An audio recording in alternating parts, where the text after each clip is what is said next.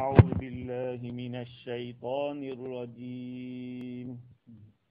بسم الله الرحمن الرحيم. وَإِذَا قِيلَ لَهُمُ اتَّقُوا مَا بَيْنَ أَيْدِيكُمْ وَمَا خَلْفَكُمْ لَعَلَّكُمْ تُرْحَمُونَ وَمَا تَأْتِيهِمْ مِنْ آيَةٍ مِنْ آيَاتِ رَبِّهِمْ إِلَّا كَانُوا عَنْهَا مُعْرِضِينَ وَإِذَا قِيلَ لَهُمْ أَنفِقُوا مِمَّا رَزَقَكُمُ اللَّهُ قَالَ الَّذِينَ كَفَرُوا لِلَّذِينَ آمَنُوا أَنُطْعِمُ مَن لَّوْ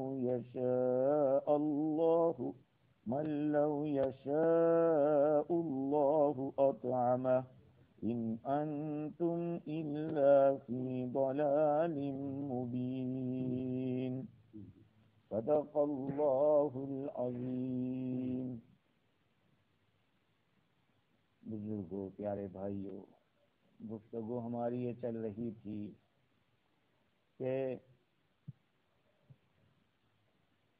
کفار مکہ اور اللہ کے منکرین کو اللہ تعالیٰ کی نشانیاں بتائی گئی.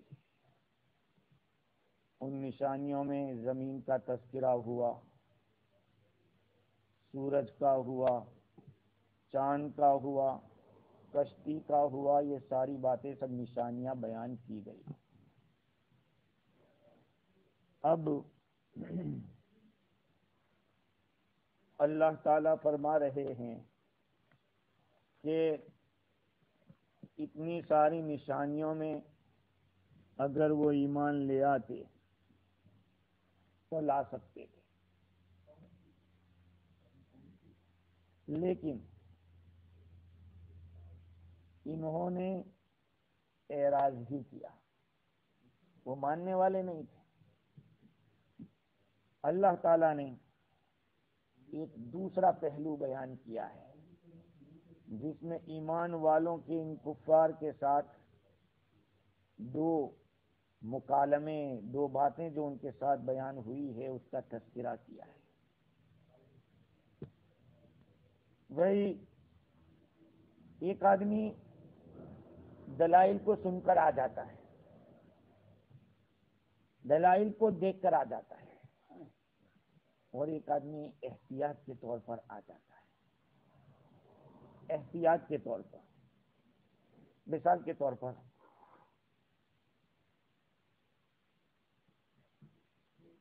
یہاں ٹاؤن کے اندر کوئی ایک اہم میٹنگ ہو جس میں پرائم منسٹر آ کے بات کرنے والا ہو، تو ان کے آنے کی اطلاع سب کو نوٹس کے ذریعے دی گئی ہو کہ فلاں تاریخ کو آنے والے،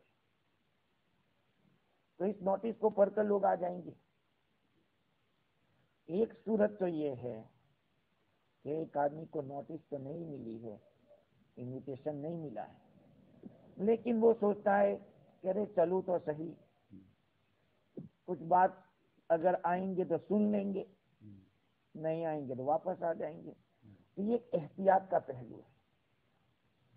ان لوگوں کے سامنے اللہ رب العزت کے جو دلائل بیان ہوئے وہ ایسے کافی وافی دلائل ہیں کہ جس سے آدمی کو یقین پیدا ہو سکتا ہے. بھائی سورج کو دیکھ کر، زمین کو دیکھ کر، چاند کو دیکھ کر اللہ تعالیٰ تک آدمی پہنچ سکتا ہے، لیکن اگر کوئی اس کو دیکھ کر بھی نہیں مانتا تو کم از کم عذاب سے بچنے کے لیے تو ایمان لے آتا، احتیاط کے لیے تو کم از کم ایمان لے آتا، احتیاط کے لیے تو مان لیتا. اللہ تعالیٰ نے اس آیت کریمہ میں جو پہلی آیت میں نے پڑھی اس میں اسی بات کو بیان کیا. وَإِذَا قِيلَ لَهُمُ اتَّقُوا مَا بَيْنَ أَيْدِيكُمْ وَمَا خَلْفَكُمْ لَعَلَّكُمْ تُرْحَمُونَ. جب ان سے کہا گیا کہ تم ڈرو اس چیز سے جو تم سے آگے ہے اور اس چیز سے جو تم سے پیچھے ہے، تو وہ نہیں ڈرے. جواب اللہ تعالیٰ نے یہاں بیان نہیں کیا. لعلکم ترحمون، تاکہ امید ہے کہ تم پر رحم کیا جائے. تو اللہ تعالیٰ نے فرمایا کہ ان سے کہا گیا، مسلمانوں نے کہا، ایمان والوں نے کہا کہ اللہ سے ڈرو بھائی، اس چیز سے ڈرو جو تم سے آگے ہے، تمہارے سامنے ہے، اس چیز سے ڈرو جو تمہارے پیچھے ہے. تو اب سوال یہ ہوتا ہے کہ وہ سامنے کیا ہے اور پیچھے کیا ہے؟ سامنے تو دنیا ہے. سامنے کیا ہے؟ ہمارے سامنے جو زندگی گزر رہی ہے تو ہمارے سامنے ابھی دنیا ہے، دنیا چل رہی ہے. تو دنیا، اس کی شہوتیں، اس کی لذتیں، اس سے بچو.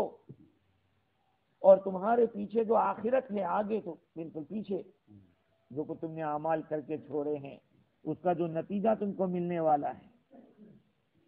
آخرت ہے، آخرت کی نعمتیں ہیں، آخرت کی جنت کی حوریں ہیں، جنت کے محلات ہے، درخت نباتات ہے، پھل ہے، نہریں ہیں، یہ ساری چیزیں. وما خلفکم، تمہارے پیچھے ہے. ہماری نظروں کے سامنے دنیا ہے اور نظروں کے پیچھے کیا ہے؟ جنت ہے، آخرت ہے. تو کہا کہ بھائی تمہارے سامنے جو چیز ہے اس سے ڈرو، جو تمہارے پیچھے ہے اس سے ڈرو. لعلکم ترحمون، تاکہ تمہارے اوپر رحم کیا جائے. حضرت عبداللہ ابن عباس رضی اللہ تعالیٰ عنہ فرماتے ہیں کہ تمہارے آگے جو ہے اس سے آخرت مراد ہے. کہ تم جا رہے ہو تو تمہیں آگے آخرت ملنے والی ہے، تو آگے والی چیز سے مراد آخرت ہے. اور تمہاری پیچھے جو ہے اس سے دنیا مراد ہے. تفسیر کے اندر دونوں چیزیں فٹ ہو سکتی ہے. قرآن کے جو الفاظ ہیں کہ تم اس سے ڈرو جو تمہارے آگے ہے، اور اس سے ڈرو جو تمہارے پیچھے ہے. آگے چونکہ ہم دنیا ہمارے سامنے ہے، ہم گزر رہی ہے جو دنیا وہ ہمارے سامنے رہی. اور تمہارے پیچھے، نظروں کے آگے بالکل پیچھے، وہ آخرت ہے. اور اگر یوں کہا جائے کہ ہم جو زندگی گزار کے جا رہے ہیں آخرت کی طرف، تو ہمارے آگے آخرت ہے، اور جس چیز کو ہم چھوڑ کے جائیں گے وہ دنیا ہے. تو بعضوں نے وہ مراد لیا، بعضوں نے یہ مراد لیا ہے. لعلکم ترحمون. بعض حضرات نے یہ بھی بتلایا کہ اس سے مراد یہ ہے کہ دنیا میں جو حالات پیش آتے ہیں وہ مراد ہے. تمہارے آگے کا مطلب یہ ہے کہ اگلی قوموں کو جو اللہ نے عذاب دیے اس عذاب سے ڈرو. اور تمہارے پیچھے سے مراد آخرت کا عذاب. یہ حضرت قتادہ کا قول ہے. اب کوئی بھی قول مراد لو، آخرت بنانے کی بات ہے. بعض حضرات نے یہ کہا کہ تمہارے آگے سے مراد قیامت کی بڑی بڑی نشانیاں ہیں، اور تمہارے پیچھے سے مراد قیامت کی چھوٹی چھوٹی نشانیاں. دیکھو، قیامت آنے سے پہلے جو نشانیاں ہوگی وہ دو قسم کی ہوگی. ایک علامات قیامت صغرا، علامات صغرا، اور ایک علامات کبرا. علامات کبرا یہ اللہ کے، دونوں اللہ کے ہاتھ میں ہے، لیکن آئے گی جو بڑی آنے والی ہے وہ اللہ تعالیٰ کی طرف سے آئے گی. اور چھوٹی علامتیں آئے گی وہ ہمارے نفس سے آئے گی، ہمارے برے اعمال سے آئے گی. اب ظاہری بات ہے کہ سورج کا مشرق کے بجائے مغرب سے نکلنا یہ بڑی علامت ہے. سورج کا ادھر سے نکلنے کے بجائے ادھر سے نکلنا یہ اللہ کی طرف سے ہوگا. لیکن دنیا کے اندر قتل و غارت گری کا عام ہو جانا، جھوٹ کا پھیل جانا، زناکاری کا عام ہو جانا، یہ ساری باتیں جو ہے وہ انسان کے نفس سے ہوتی ہیں. تو جو قیامت سے پہلے پہلے چھوٹی چھوٹی علامتیں آنے والی ہیں بھائی اس سے بھی ڈرو، اور جو بڑی بڑی علامتیں آنے والی اس سے بھی ڈرو. اللہ نے دونوں کا تذکرہ کیا اس مقام کے اوپر. لعلکم ترحمون، تاکہ تمہارے اوپر رحم کیا جائے. کیا مطلب اس کا؟ اگر تم نے ان باتوں کو مان لیا اور یقین کے ساتھ مان لیا تو یقیناً تم پر رحم کیا جائے گا. اور اگر تم نے یقین سے نہیں مانا ہے تو امید کرو رحم کی. امید کی جا سکتی ہے کہ اللہ تعالی رحم فرما دے. وما تأتيهم من آية من آيات ربهم إلا كانوا عنها معرضين. اب ان لوگوں نے ڈرانے پر ڈر اختیار نہیں کیا. ان کو سمجھایا گیا کہ ڈرو آخرت سے، آخرت کے عذاب سے. وہ نہیں ڈرے. کیوں نہیں ڈرے؟ اس کا جواب دے رہے.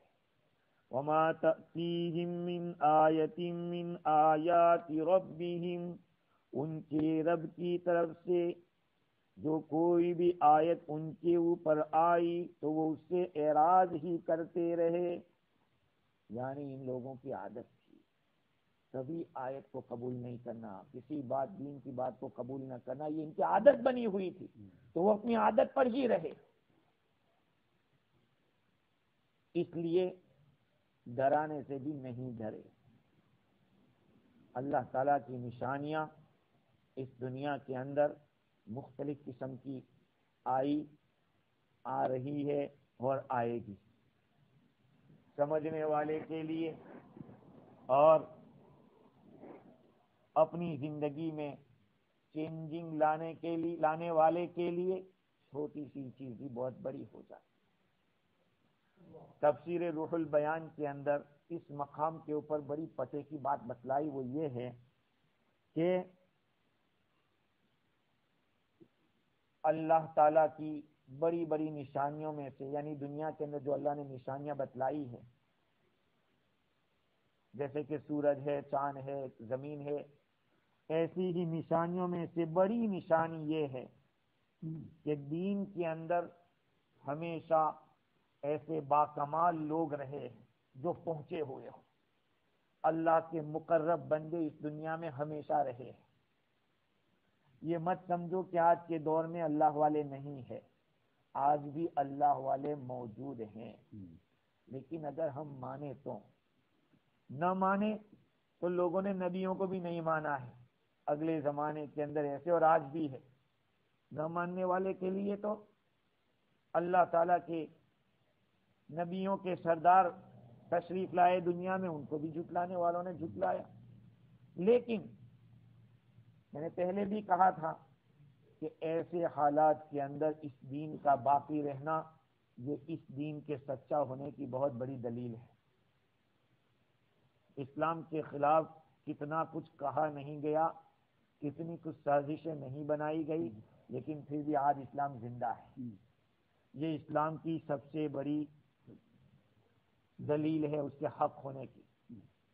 دوسری دلیل یہ ہے کہ اس ہر زمانے کے اندر ایسے ارباب یقین، ارباب حقیقت رہے ہیں جنہوں نے ان کی باتوں کو قبول کیا، وہ کامیاب ہو گئے. ان کی تربیت حسنہ کے اندر تربیت پائی، وہ کامیاب ہو گئے. ان کے دل کی اصلاح ہو گئی، وہ آگے بڑھتے ہی چلے گئے یہاں تک کہ اللہ کے مقبول ہو گئے. جنہوں نے ان کو ٹھکرایا، اللہ کے ایسے برگزیدہ بندوں کو، انبیاء کرام کو، اولیاء اعظام کو، علماء صالحین کو جنہوں نے بھی ٹھکرایا، وہ پیچھے ہی رہ گئے اور پیچھے ہی چلتے چلے گئے. اس لیے صاحب روح البیان بتلاتے ہیں کہ بعض اللہ والوں نے یہ بات بتلائی کہ یہ بہت بڑی بے انصافی ہے، بہت بڑی بے انصافی ہے. سن لیں اس بات کو میرے بھائی، یہ بہت قیمتی بات لکھی ہے انہوں نے. بہت بڑی بے انصافی ہے کہ رسول اللہ صلی اللہ علیہ وسلم کی لائی ہوئی بات کو تو آدمی مانے اور علماء وارثین کی بات کو ٹھکرا دے. جو علماء نبی اکرم صلی اللہ علیہ وسلم کی حدیثوں سے مسائل کو اور باتوں کو نکال کر امت کے سامنے پیش کرے، اس کو آدمی ٹھکرا دے، یہ بڑی بے انصافی ہے. ہاں، رسول کی باتوں کو مانتے ہیں، صحابہ کی نہیں مانتے. بہت سارے لوگ ہیں، حالانکہ صحابہ کرام نے کہاں سے پیا ہے؟ مشکات نبوت سے پیا، حضور صلی اللہ علیہ وسلم سے ڈائریکٹ فیض حاصل کیا ہے. تو صحابہ بھی قابل عظمت ہیں. امام ابو حنیفہ رحمۃ اللہ علیہ کا ایک قول ہے، بہت سارے لوگ اپنے دلیل کے طور پر اس کو استعمال کرتے ہیں۔ آپ نے فرمایا ما اتانا عن الرسول فعل الرأس والعین، جو حدیث ہمیں حضور اکرم صلی اللہ علیہ وسلم سے پہنچے گی، ملے گی، ہم سر و تسلیم ہم کر دیں گے، اس کو علی الرأس والعین اس کو قبول کریں گے۔ اور جو بات ہمارے پاس صحابہ کرام کے پاس سے آئے گی تو ہم بعض بات اور بعض کو لیں گے، بعض کو چھوڑیں گے۔ بھئی ہر صحابی کی بات پر آدمی چل نہیں سکتا۔ تو ایک صحابی کو، دو صحابی تھے، احتلام ہو گیا، رات کو نہانے کا ہو گیا۔ اب ان میں سے پانی تو تھا نہیں، وضو کا غسل کیسے کرتے؟ تو کہا تیمم کر لو۔ تیمم کیسے کریں گے؟ تو ایک نے تو اس طرح سے کہا کہ دو ضربیں ایسے ماری جیسے کہ وضو کے لیے تیمم ہوتا ہے، ایسا کر لیا۔ اور دوسرے نے کہا کہ نہیں، پورے بدن کو غسل کرنا ہے، تو وہ مٹی کے اندر لوٹ پوٹ ہو گئے۔ دونوں نے بات کی۔ اب آدمی ان دونوں کو کیسے لے سکتا ہے؟ نہیں لے سکتا، دونوں پہ عمل تو ہو ہی نہیں سکتا۔ حضور اکرم صلی اللہ علیہ وسلم کی خدمت میں بات پیش کی گئی۔ آقا صلی اللہ علیہ وسلم نے فرمایا کہ بھائی وضو کا جو تیمم ہے وہی تیمم غسل کا بھی ہے۔ خیر بات تو ہو گئی۔ تو صحابہ کرام کی بات میں امام صاحب فرماتے ہیں کہ کبھی ہم کچھ بات کو تو لیتے ہیں صحابہ کی، بات کو چھوڑ دیتے ہیں، اور جب تابعین کی بات آئے گی تو وہ بھی ہماری طرح ہے۔ وہ جیسے انہوں نے کوئی بات کہی ہے، امام صاحب رحمۃ اللہ علیہ تابعی ہے، امام ابو حنیفہ رحمۃ اللہ علیہ نے بعض صحابہ کرام سے ملاقات کی ہے، جو صحابی سے ملے وہ تابعی کہلاتا ہے۔ اس سے امام ابو حنیفہ رحمۃ اللہ علیہ تابعی ہے۔ تو کہا کہ بھائی تابعی، جہاں تک تابعی کی بات آئے گی تو وہ بھی ہماری طرح ہے، ہم ایک ہی لیول کے ہیں۔ تو بعض لوگوں نے، جو لوگ اپنے آپ کو بہت زیادہ حدیث کے پابند سمجھتے ہیں، وہ یہ بات پیش کرتے ہیں کہ دیکھو امام ابو حنیفہ رحمۃ اللہ علیہ خود فرماتے ہیں کہ کوئی حدیث ہم کو ملے گی تو حضور کی تو ہم اس کو مان لیں گے۔ اب ہاتھ اٹھانے کی جو حدیث ہے تو ہم تمہارے سامنے حدیث پیش کرتے ہیں۔ ارے بھائی بات یہ ہے کہ امام ابو حنیفہ رحمۃ اللہ علیہ صحابہ کے زمانے میں تھے تو ان کو وہ روایت نہیں ملی۔ آج 15ویں صدی میں تم یہ بات کرتے ہو کہ ان کو وہ حدیث نہیں ملی ہوگی، یہ کیسی بات کرتے؟ 15ویں صدی میں تم کو مل گئی اور ان کو نہیں ملی، کوئی تو بات ہے۔ امام ابو حنیفہ رحمۃ اللہ علیہ نے فقہ حنفی میں خاص طور پر یہ بات کی ہے کہ کئی حدیثوں کو جمع کر کے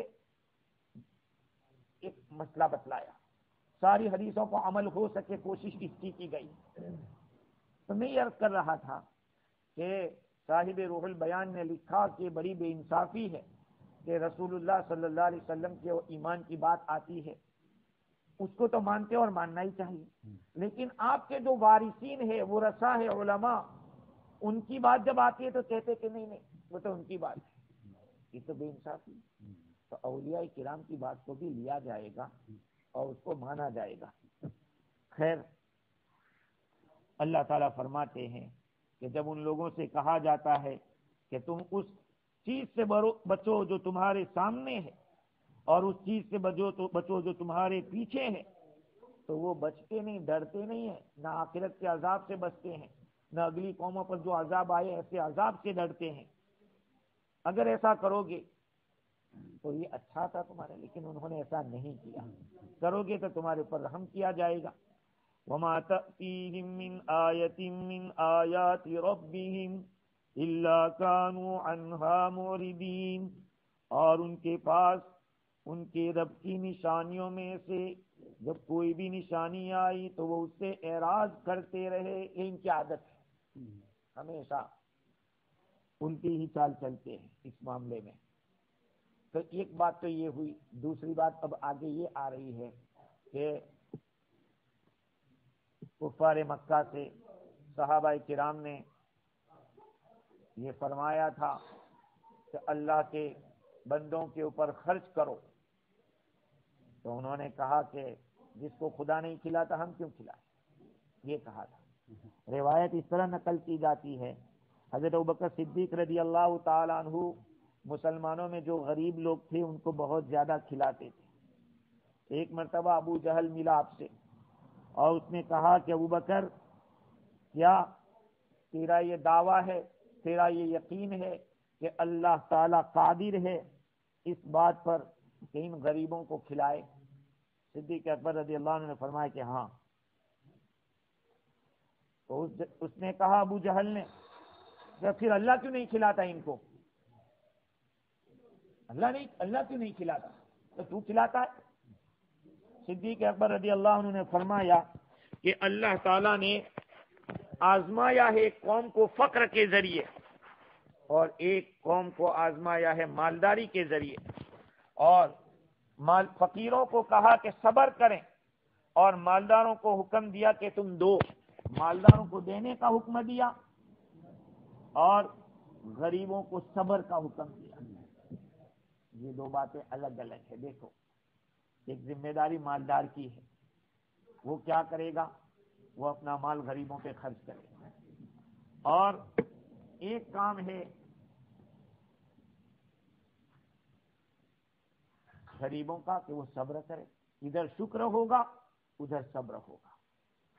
صدیق اکبر رضی اللہ تعالیٰ عنہ نے جب یہ بات بتائی تو ابو جہل کہتا ہے کہ تم تو گمراہی میں ہو، جب تم یہ کہتے ہو کہ اللہ کھلانے پر قادر ہے تو تم کیوں کھلاتے ہو؟ اللہ کیوں نہیں کھلاتا ان کو؟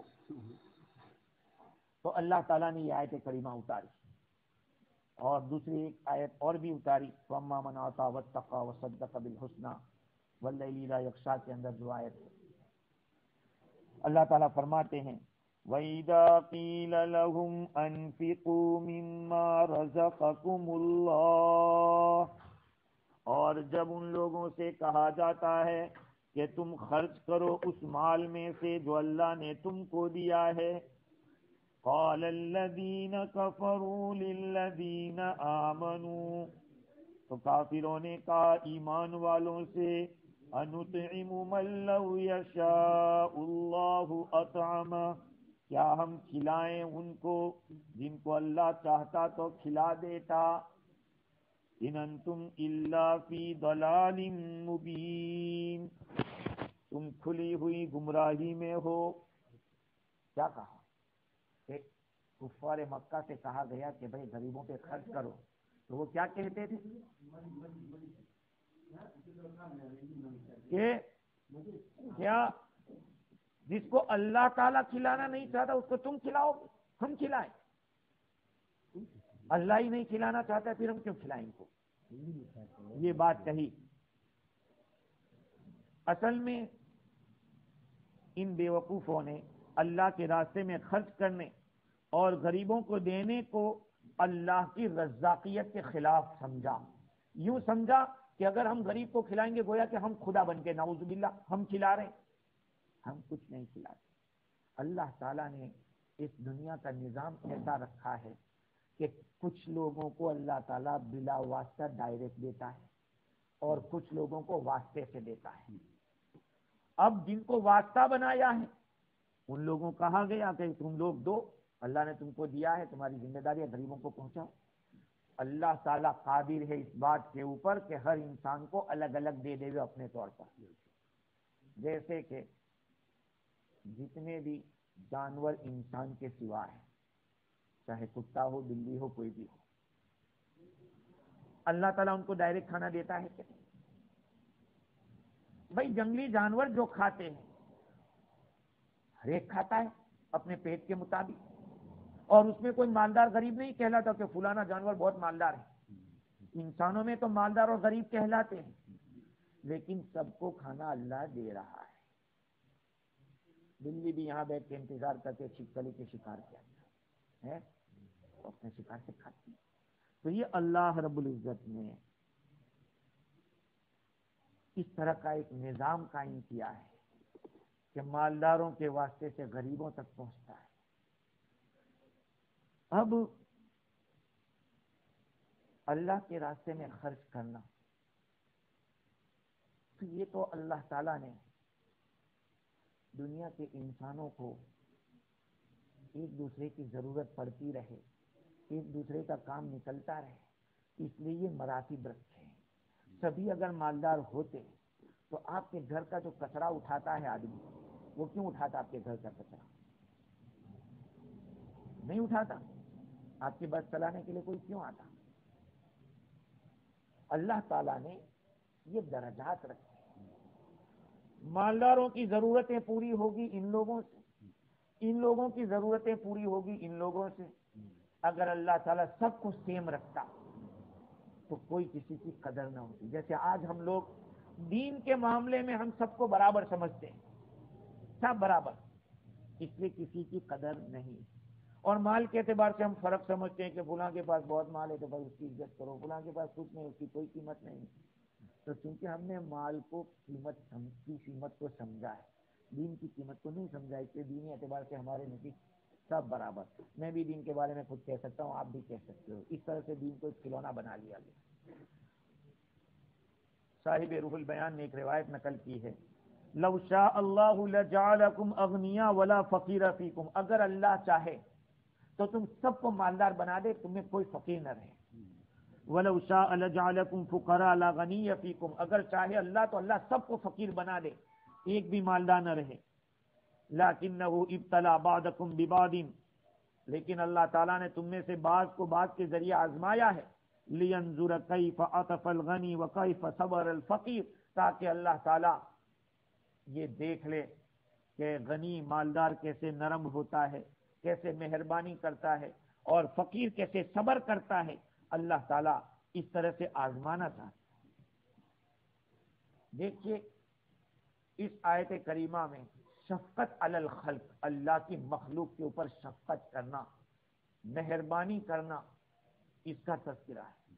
پورے قرآن کے اندر یا پورے دین کے اندر آپ دیکھ لو تو دو باتیں ملے گی, التعظیم لامر اللہ, الشفقت علی خلق اللہ, اللہ کے حکم کی تعظیم کرنا, اور دوسرے نمبر پہ اللہ کی مخلوق کے اوپر مہربانی کرنا.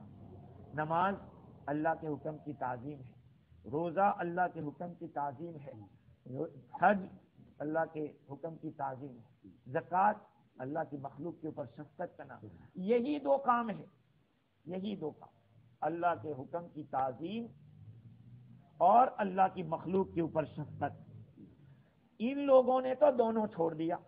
کفار مکہ کی بات چل رہی ہے, جو اللہ کے حکم کو نہیں مانتا وہ دونوں کو چھوڑ رہا ہے. اللہ کے راستے میں خرچ کرنے کو بھی اختیار نہیں کرتا, اس سے اللہ کی مخلوق پر شفقت کرنا چھوڑ رہا ہے, اور اللہ کے حکم کو نہ مان کر, ایمان نہ لا کر اللہ کی تعظیم کو چھوڑ رہا ہے.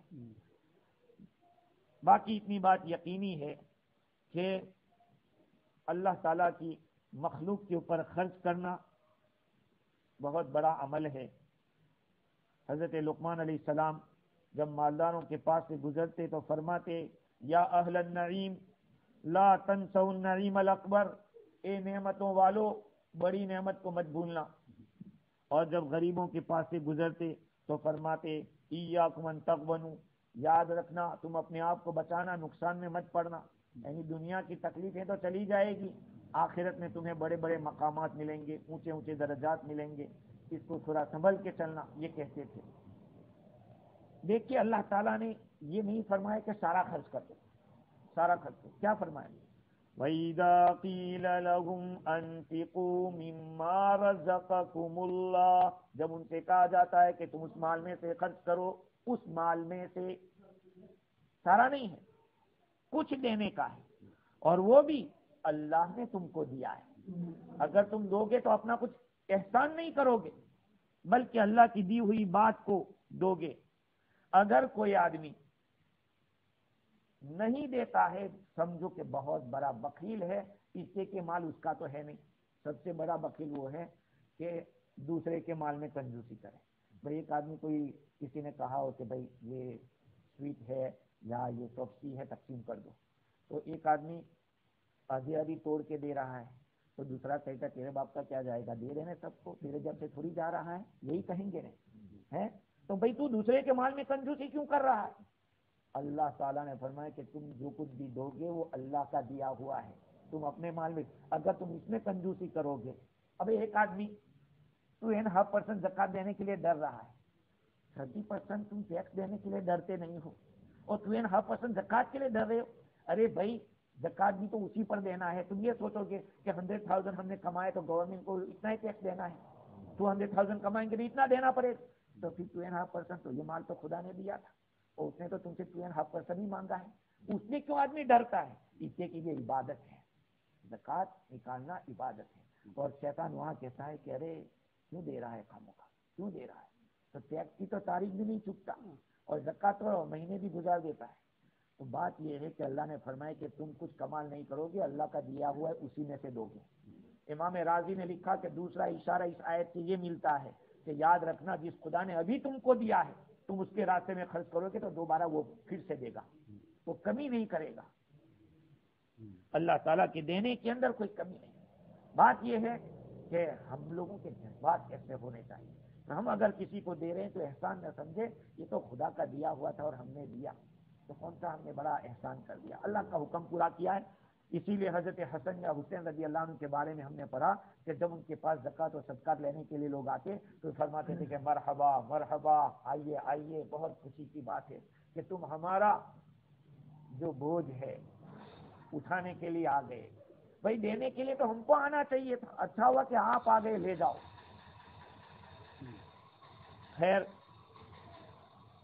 اللہ تعالیٰ فرماتے ہیں کہ جب ان سے یہ کہا جاتا کفار مکہ سے کہ تم اللہ کے راستے تم دو، جو اللہ نے تم کو دیا اس میں سے دو، تو وہ کیا کہتے کہ اگر اللہ ان کو کھلانا چاہتا تو کھلا دیتا، ہم کیوں کھلائیں.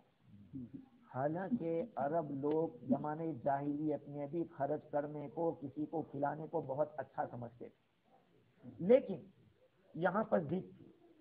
وہ کیا کہتے کہ اگر اللہ چاہتا کھلانا تو اللہ چاہے تو کھلا سکتا. دیکھو اگر یہ بات یقین کے ساتھ کہتا، صحیح یقین کے ساتھ، تو یہ توحید خالص ہو سکتی تھی کہ میں کیا دوں اس کو تو خدا دے گا، بڑی بات ہے. لیکن یہ اناد اور ضد کی وجہ سے کہتے تھے، اس لیے ان کا یہ کہنا ایک جرم ہو گیا. ہاں میرے بھائیوں، اللہ تعالی نے یہ حکم جب دیا خرچ کرنے کا تو وہ کیا کہتے تھے کہ جب اللہ نہیں دیتا تو ہم بھی نہیں دیتے ان کو، اللہ نے ان کو نہیں دیا تو ہم بھی نہیں دیں گے. خیر اس ٹاپک کو انشاءاللہ آئندہ کل پورا کریں گے. اللہ تعالی ہم لوگوں کو دین کی صحیح سمجھ عطا فرمائے اور عمل کی توفیق عطا فرمائے.